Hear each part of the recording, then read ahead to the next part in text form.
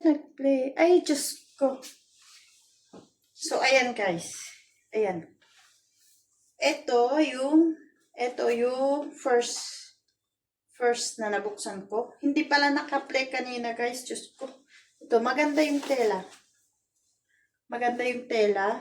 Maganda siya. Maganda yung tela guys. Tapos, ito yung pangalawa. Diba? Nabuksan ko na hindi pala naka-play yung video. Ayan, maganda din yung tela niya. Hindi siya laylayin. Ako kasi pag bumibili ng damit, ayoko yung pag ginanon mo na hindi siya bumabalik. Diba? Yung pag ginanon, yung hinila mo, hindi siya bumabalik. Kasi hindi ko gusto yun. Kasi pag nilabhan mo, lalaylay na siya. Ito, hindi naman. Yung isa din, hindi. Kaya ito, pangatlo na. Nabili ko to sa Pinduoduo. Pag may Pinduoduo kayo, para siyang Shopee. Para siyang Shopee na... Pero ang titignan mo doon yung reviews talaga ng mga bumili. Parang ito na-scam ata ako nito ah. Parang na-scam ako nito. Tignan niyo. Ay hindi! Tama! Tama! Oy! Oh, ganito siya. Pants na, pants na skirt. Ay, parang ang ganito. Try ko. May pantalon ako pero parang... Ay, ang ganda ni guys. Nakita niyo ba? Hindi niya nakikita na. Ganito siya. Maganda siya. Pang everyday use. Ay, hindi kita. Teka. Ganito siya. Ganyan siya. Oh, ang ganda niya. Maganda siya. Silky. Silky yung tela. Oh. Ayan. Maganda siya. Oh. Oy, maganda siya. Oh, tingnan niyo. Pa? Pwede siya to sa sa pang sports. Yung tennis, badminton. Sakto din yung size. Sakto din yung size. Huwag ka namang malaglag. Ito naman, video ko na to. Wala kasi yung talaga video. Ito naman, damit din to. Ay, ito pala yung kaya ako bumili ng damit. Kasi, tinitignan ko yung mga damit ko. 3 years na yung mga damit ko sa akin. Hindi ko napapalitan. Kaya bumili ako ng damit kasi iniisip ko para mapalitan ko naman sila. Kasi nakakaya na yung amo ko minsan binibilhan ako. Ito malaki siya. Pero parang okay lang. Kasi sa photo kasi nakikita ko parang maliit yung size. Oh. Oh, yun. Oh, comfortable. Okay na siya. Kasi ang binili ko naman sa Pinduoduo yung pang everyday use ko. Okay siya. Pero at least pwede siyang itak-in o pwede siyang ganun. O diba? Okay siya. Para malaghan ko na para may isang pay ko bago mag-isin yung alaga. Ito. Ay, skirt siya.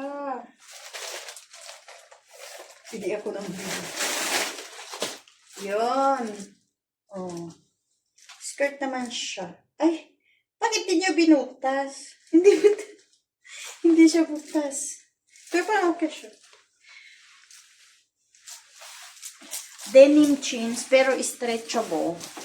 Stretchable naman siya. Ay, ayaw pumasok sa puwitan ko. Yan. Ay, okay siya. Oh, diba? Talagang kailangan ko magpalit ng tiyan, guys. Kasi, malaki na ng tiyan ko. Ay, ako ba pala magbubutas nito? Okay siya, guys, oh. Wow. Jeans naman siya. Ay, ang ganda ng... Kasi, pag tinitignan ko kasi yung reviews, doon ako natatagalan sa pagpili. Sa reviews talaga ako tumitingin. Maganda siya.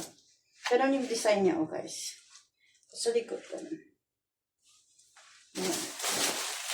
Akala ko darating ko pa sa bukas. Meron pa akong nabili isa Meron pang feeling ko apat pa. Tama na muna. Sunod na sahod ulit. Ay, ang cute niya, guys. Ang cute niya. In fairness, Ang cute niya, guys. Akala, hindi ko to in-expect na ganito siya. Kasi pag tingnan ko yung reviews is ano lang, 100 lang yung naglagay ng reviews nila. Maganda. Uy, ang ganda ni, ang ganda niya siya, guys. Yung ano niya, tignan niyo yung ano, yung ito niya, design na parang may pagka-white na ano.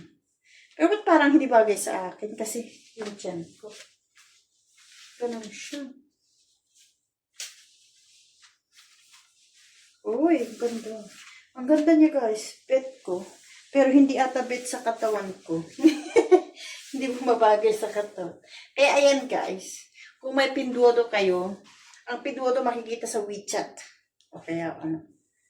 O kaya kung may pinduodo apps kayo, maganda. Ang gaganda ng mga ano doon. Kaso, the more pricey, the better the product. Pero ang advice ko lang is mag-check kayo ng reviews kasi meron yung off sale nila. Pag nag-off sale sila mga $10, $15, 15 RMB or dollar man yan. Kasi ito is 15 RMB. Ito siya. Kaya sabi ko, mura to. Kaya parang nagdalawang isip ako na hindi maganda ang ano niya, ang outlook niya. Pero maganda siya. Ayan guys. So ito muna yung, meron pang darating. May part 3 pa tayo. Yung kahapon kasi binuksan na ng kasama ko. Kaya hindi ko na, pero naano ko din yun na video ko. Pero burari yung video. Plus yung probiotics natin. Ayan. Yun na muna guys. Thank you. Sa susunod na buwan ulit tayo mag-unbox ng mga ganito kasi wala nang sahod. Pag may sahod, ang parang ginastos ko dito, maliban doon sa probiotics, kasi yung probiotics ko is 200 plus RMB. Ang parang nagastos ko dito sa mga damit-damit is 200 RMB lang siya.